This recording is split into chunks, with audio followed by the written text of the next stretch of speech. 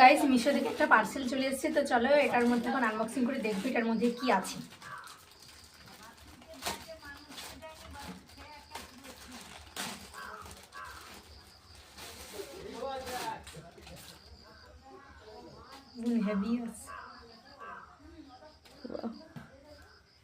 তো গাইস এটার মধ্যে আছে একটা ব্লাউজ। তো এটা ভাবছিলাম এই কলারটা না, ঠিকই আছে ঠিকই আছে, এই কলার দেওয়া এটা।